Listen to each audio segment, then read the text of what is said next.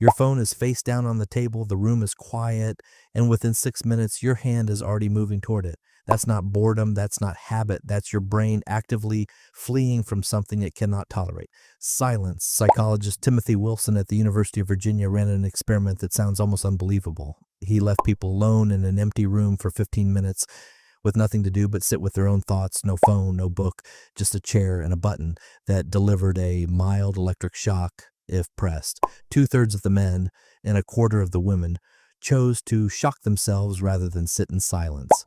Let that sink in. Given the choice between pain and their own unfiltered thoughts, many people chose pain, not because the thoughts were dangerous, because the quiet made them unbearable.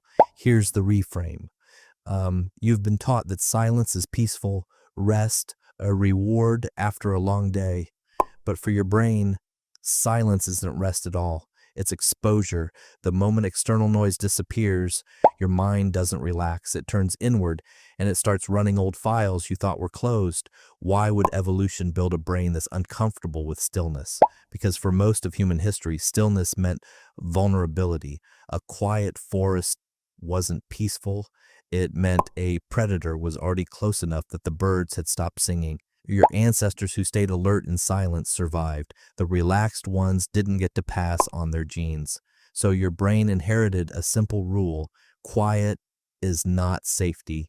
Quiet is a warning. That's why the second a room goes silent, your nervous system quietly shifts into scanning mode, not for tigers anymore, for unfinished conversations, unanswered messages, that comment from your coworker you're still turning over. Your brain treats social threats exactly like it once treated physical ones. Notice that. It's happening to you right now every time you reach for a screen, the second a room goes quiet. Psychologist Nicholas Epley at the University of Chicago found something that deepens this even further. In his studies, people predicted that sitting in silence alone with their thoughts would be one of the least enjoyable parts of their day. But when they actually tried it under controlled conditions, many rated it as more meaningful than they expected. The prediction and the experience didn't match. You're not actually bad at being with yourself. You're just terrified of finding out.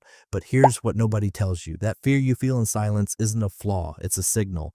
And this is the part that changes everything. Neuroscientist Ethan Kross, who studies rumination and self-talk at the University of Michigan, found that the discomfort of silence often comes from unprocessed emotional loops, not from silence itself. The silence isn't creating the noise in your head. It's revealing noise that was already there, buried under a decade of notifications, playlists, and background noise you used to call just something to fill the space. So the silence was never really the enemy. It was the mirror, and you kept the noise on so you wouldn't have to look in it. This is why the most successful, grounded people you know aren't the ones who avoid silence, and they're the ones who've trained themselves to sit inside it without flinching. Meditation, journaling, long walks without headphones. These aren't wellness trends. They're exposure therapy for a nervous system that mistook stillness for danger. Think about the last time you truly sat in silence on purpose for more than 5 minutes. Can you even remember it? Your ancestors needed the alarm bells of silence to survive a world with real predators. You don't live in that world anymore. The predator disappeared thousands of years ago, but the alarm never got the memo.